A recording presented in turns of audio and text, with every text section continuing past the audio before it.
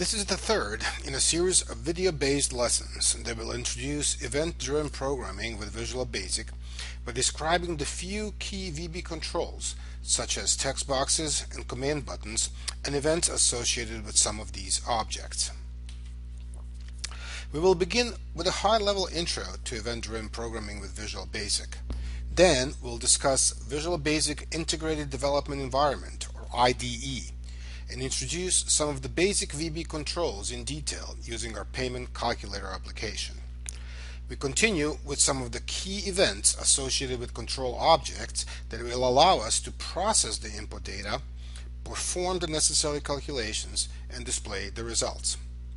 This material is covered in Chapter 2 of our textbook. Although not used as much anymore, Visual Basic played a major role in the GUI-based software revolution of the late 80s and early 90s. For those of us old enough to remember, the pre-GUI programs consisted of a series of text-filled screens through which the user tabbed in order to make selections and execute commands. It was not easy for the user to exercise authority over the execution of these programs, which, in part, prevented their wider adoption. Once the combination of a window and a mouse arrived, however, the event programming took off and put the control squarely in the hands of the end user. This precipitated an explosion in design, development, and use of a wide variety of application programs in all areas of human endeavor. So how does one go about developing an event-driven program with Visual Basic? In VB, a program is typically called an application or a project. Once you create a project for a Windows application, VB automatically creates an empty Windows form for you. You design the GUI by placing controls, such as text boxes and command buttons, onto that Windows form for the user to interact with at runtime. You also need to determine which events are going to be triggered by different user actions and write code to respond to those events. When a VB program runs, it constantly monitors what the user is doing with a mouse or keyboard. If it detects an interaction with a control in a manner that triggered an event for which some code was written, then it executes that code to perform certain action or actions. The simplest event to imagine is a click on a command button, triggering a click event, which runs a piece of code in a response and displays a message in a text box. The key thing to remember about the event-driven programs is that they are completely at the mercy of the user, and it is our responsibility to anticipate every possible way he or she will interact with the program and code accordingly. We might want to restrict certain types of actions, such as clicking in a text box to modify the result, and in that way regain some of the control. The design choices we make need to guide the user interaction in a way they feel comfortable with, otherwise they are not going to want to use the program and the whole effort will be for nothing. It is time to get our first VB project started. This slide describes the main elements of VB Integrated Development Environment, or IDE, before shifting focus to the basic VB controls. At this point, I assume you're either working on one of the Carlson computers or you installed some version of Visual Basic on your own machine. The VB IDE is complex and intimidating at first, since it contains a number of menus, toolbars, and windows.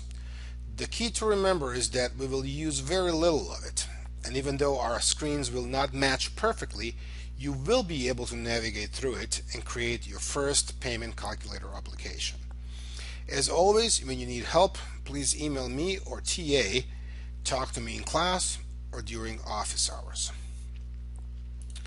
Once you successfully start Visual Studio, either Express or Community version, you will get the Get Started screen, hopefully similar to the ones shown in this video.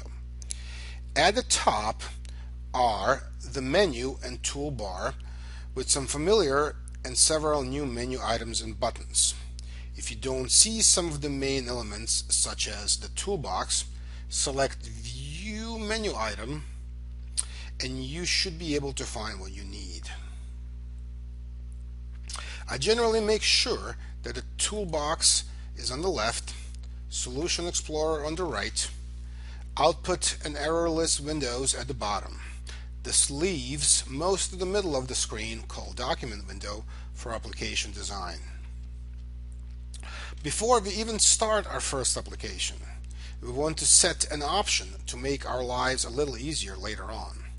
Under Tools, Options, Projects and Solutions, click on General tab and uncheck Save a New Projects When Created checkbox if it is checked. We want to have control about when and where we save our projects. Then click Start New Project. Make sure to select Visual Basic and then select Windows Forms Application. Type Payment Calculator as one word, capitalizing the first letter of each word, P for payment and C for calculator, and then click OK. After a few seconds, a blank Form 1 should show up in the middle window of the IDE. You will notice a tab that indicates that we are in the design mode. The first thing to do with the form is to give the associated form file a name by clicking on form1.vb in the Solution Explorer, then clicking next to the file name in the Properties window and typing FRM payment calculator.vb. You must have .vb extension for any of the Visual Basic file names. Hit enter and then click yes to a window that pops up. Go to Project, Payment Calculator Properties, and choose FRM Payment Calculator as the startup form. Then click back onto the form in the main window and you will notice that the form object, FRM Payment Calculator, has the same name as the FRM Payment Calculator Visual Basic file. Also notice that using FRM as a prefix for the form file and object name is one of the VB standards. The next thing to do is scroll down the Properties window until you get to the text property of the form. Change the generic Form 1 to Payment space Calculator. And notice that it appears in the title bar of the form. Also, change the font size property to 12, which should become the default size for all of our controls. There are a number of other properties, a few of which we will use later, most of which we'll never have to deal with. The third thing we wanted to do is save everything we've done so far, which is not really much, but we want to establish the correct folder path and stick with it for the duration of the project. The easiest way to make sure everything gets saved is to use the Save All button on the toolbar. The Save Project dialog box will pop up, and first we want to make sure that Create Directory for Solution checkbox is unchecked. The saving process creates an unruly number of files and folders, most of which we don't care about, so we don't need anything extra. The next thing is to verify that the project name is what you want it to be, which in our case is Payment Calculator. The final and most important thing is to designate the correct folder, which is going to be our class folder IDSC _3101 files, followed by 02 controls events folder for this lecture, and then lecture subfolder one more level down. So once you browse for this folder, in my case it's going to be a different one because I'm recording this video in another folder, make sure to click on the Select Folder button and the entire folder file path is going to show up in the location box. Once you're satisfied that you're in the right place, click Save, and a separate Payment Calculator subfolder within Lectures folder is going to be created, and it will hold every single file associated with our first project.